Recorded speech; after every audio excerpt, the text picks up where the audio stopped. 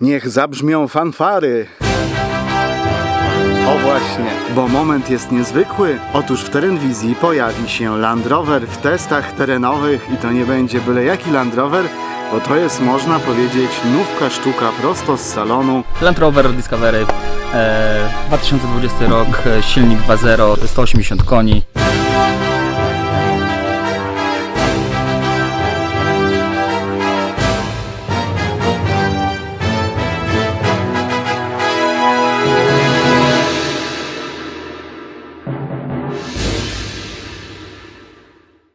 Oglądam ogólnie wasze filmy i dlatego z ciekawości, tak mówię, zobaczymy, jaką będzie się sprawował, bo też byłem ciekawy właśnie, w co mogę wjechać, a w co nie mogę wjechać. Na przykład teraz dzięki temu będę wiedział, że na przykład w takie błota, co wjechaliśmy, albo w takie piaski już sam nie mogę wjechać, ale na przykład tak jak teraz jeździmy po Kobiele, no to tutaj można wjechać.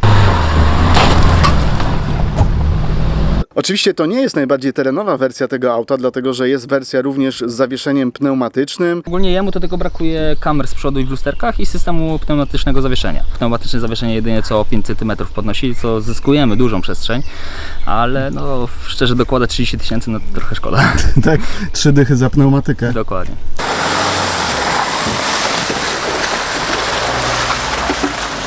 Naprawdę życzę Ci powodzonka, żeby się nic nie popsuło. Dzięki. Tryb na piasek włączony, tak? Dokładnie. Zaczęliśmy od piasku, ale ten piasek był wyjątkowo wredny, bo chyba troszkę popadało i no strasznie grząski był. I tutaj naprawdę nie wiem, co się stało, ale ten samochód za bardzo nie chciał jeździć.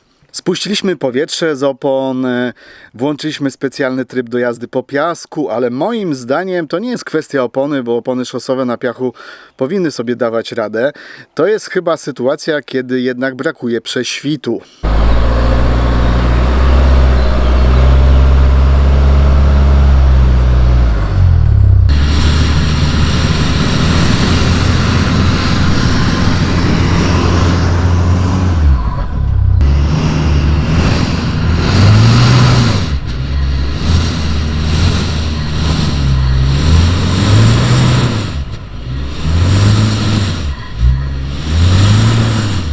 Ty co, dodajesz gazu i co? No i on sam po prostu redukuje ilość mocy na każdy napęd po prostu. Tak? Dokładnie. A da się jeszcze coś wyłączyć? Znaczy możemy spróbować trakcję wyłączyć. Na trybie w piasku nie ma wyłączonej trakcji automatycznie? Nie. Trzeba się Teraz nauczyć tych trybów. Dokładnie, niestety.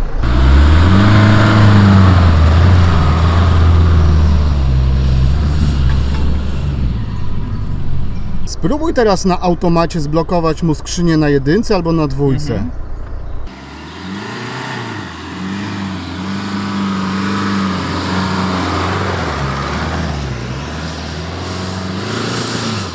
To teraz tak bardziej ambitnie, jeszcze jakaś troszkę bardziej stroma górka. Już wiesz, o co chodzi, pilnuj temperatury.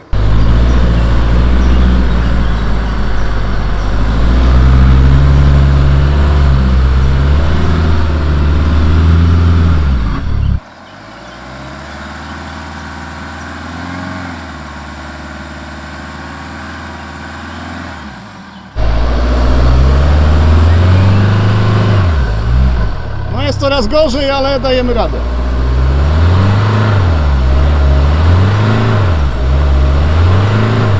Włącz jakieś cudowne tryby. No właśnie spróbujemy teraz na błoto. Na błoto, a jest tryb zobaczymy. hardcore off-road. Jest jedynie co jeszcze błoto śnieg. Zobaczymy jak na błocie śnieg. Już włączymy, tylko wyłączymy trakcję w nim. Wyłącz trakcję, skrzynia manualna 1, powoli przód, tył. No i spróbujemy. I Zobaczymy. spróbujemy, w razie czego wiesz. Znaczy, Pociągniemy. ja jeepem cię nie będę wyciągał, bo znasz to hasło, Dokładnie. że lepiej pchać Land Rovera niż jeździć jeepem, dlatego patrol cię wyciągnie. Dobra. O! Przymknę okno. I to jest ten moment.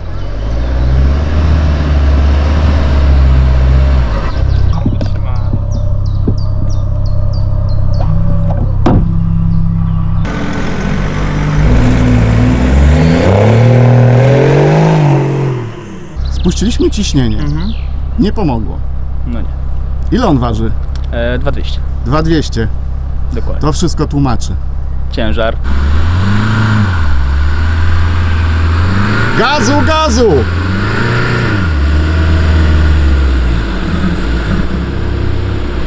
Mam takie poczucie, że on się w ogóle nie rozpędza, że No w jakby ogóle. coś go blokuje i w ogóle nie daje, nie czuć, że ten silnik się wkręca. Ile tam jest obrotów?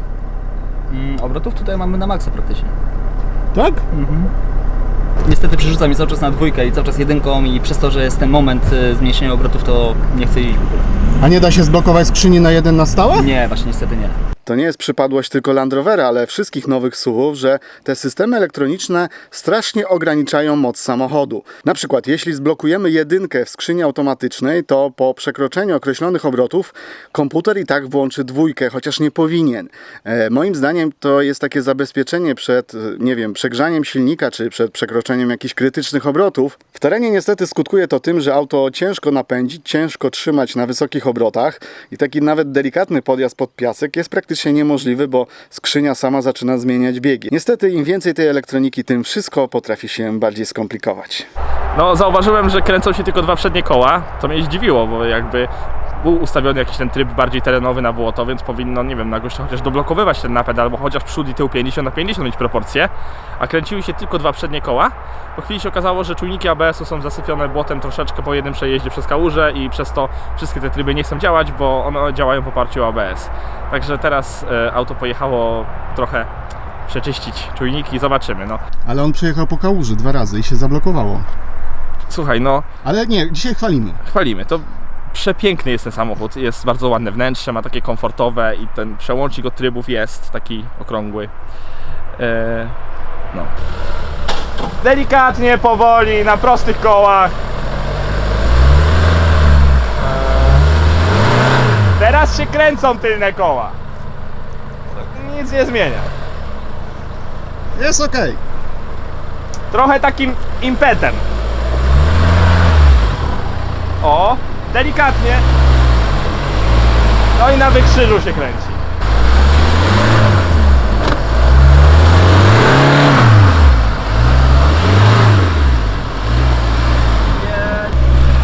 Dobra, dobra.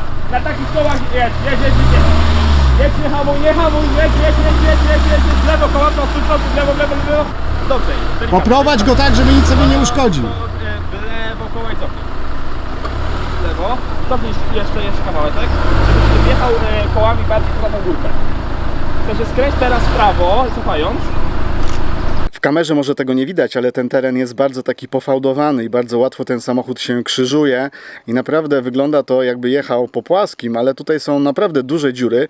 No i oczywiście skutkuje to tym, że prędzej czy później gdzieś się można zawiesić. Z jednej strony bardzo chętnie robimy takie testy, dlatego że takie auta to jest wielka niewiadoma w terenie. Jak jeżdżą zwykłe terenówki na dużych oponach, to wszyscy wiedzą, ale jak zachowuje się takie auto, które no nie ma może aspiracji terenowych, bo prześwit mizerny, seryjne opony szosowe, no ale jednak no pewna legenda zobowiązuje, znaczek na masce również zobowiązuje. Myślę, że bardzo wiele współczesnych SUV-ów ma bardzo podobne możliwości terenowe i bez względu na to, czy to jest Land Rover, czy Jeep Compass, Cherokee, to one wszystkie będą w terenie jeździły podobnie. Widać też, ile jakby warte są te wszystkie opisy producenta, te wszystkie informacje o zaawansowanych systemach. To wszystko pięknie wygląda w folderze reklamowym, ale jakby w praktyce liczy się to, czy te koła będą się kręciły, czy nie. On się boi. Brawo, stój.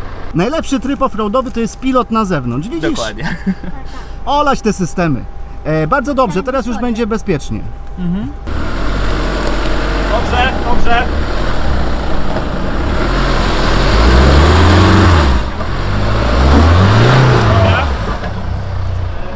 I potem skręcimy jakby w lewo przez kałużę, żebyś nie zjechał do tego dołka tutaj. Dobrze jest, lekko w prawo, troszeczkę do tyłu, żeby go bujnąć. Poczekaj, nie, to jest błąd. Proszę wyjść z samochodu, zobaczyć trasę. Musisz zobaczyć, jak trudno będzie Musisz przejechać nad tym miejscem. Zobacz sobie. Przez kałużę tam. Zobacz sobie całą trasę, mniej więcej będziesz wiedział, o co chodzi. Tak. I tutaj prawym kołem po tym i potem w lewo tam przez kałużę. Tamto, prawo. Dobrze. Trzymaj, delikatnie teraz, jedziemy na prosto koła. No. Trzymaj tak koła, trzymaj. Jedziemy delikatnie. Wyprostuj i w ogóle nie hamuj, trzymaj gaz. Jedź. Gazu teraz. Jedziemy. Trzymaj więcej, pełen gaz.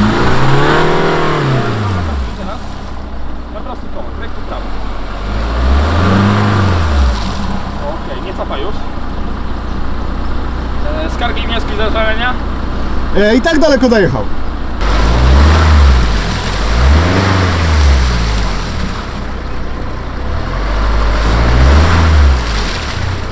Ej, czemu on nie przenosi na inne koła napędu? To wszyscy to ukręci? Nie no, z tylne stoi jedno. Też stoi. Z tyłu też stoi? Tak, stoi. Dobra, już teraz sprawdzimy, czy z tyłu się koła kręcą. No, daj do przodu gaz. Moje stoi. Moje stoi. To masz napęd tylko na przód. Dobra, niech przełączy jakiś tryb inny. Jakiś tryb na skały bardziej albo coś takiego.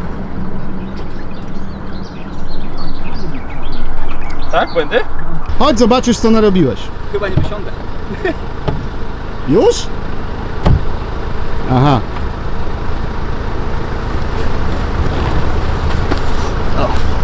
No i ładnie. O, bardzo dobrze. Pomogę ci trochę.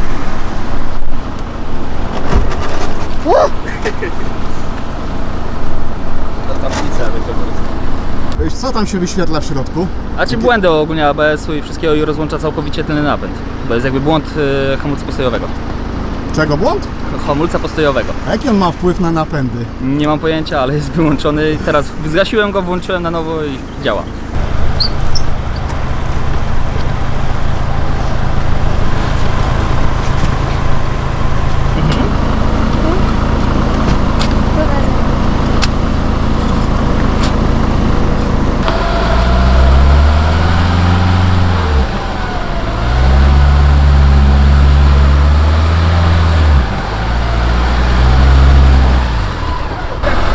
Nie zgadzam. No, mocniej, mocniej. Kawałek. Jeszcze. Dobra, dobra. I tak mocniejszym gazem musisz przeskoczyć pewnie. On lekko brzuchem pewnie przytrze, ale widać jeszcze. I prawo, prawo, dobra. Trzymaj gaz, trzymaj. Dobra, stop. Coś odpadło, czekaj.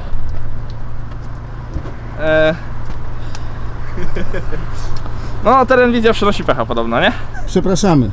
To jest wina Nic nie pilota. Wina pilota, że źle poprowadził. To jest twój prawy próg z tylnych drzwi. Dobra, Proszę, nagroda.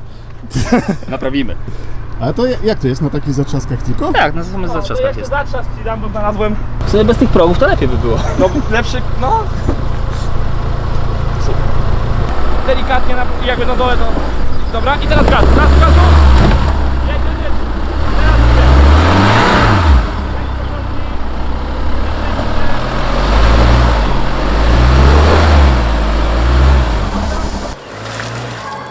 Teraz zobaczysz jak wyjedziesz. Dobra, do przodu. Wydech się zatkał błotem. No. Jedziemy, gazu. Delikatnie do tyłu. Wisi?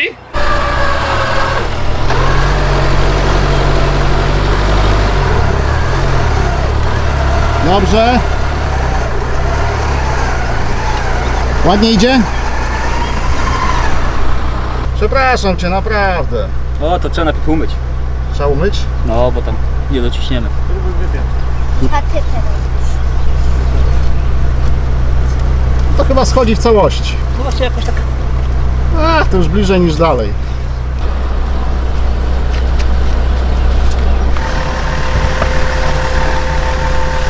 A to dopiero rozgrzewka. Jedziemy w teren? Jedziemy. Bo to nie był teren, to wiesz. Przeszkody lekkie.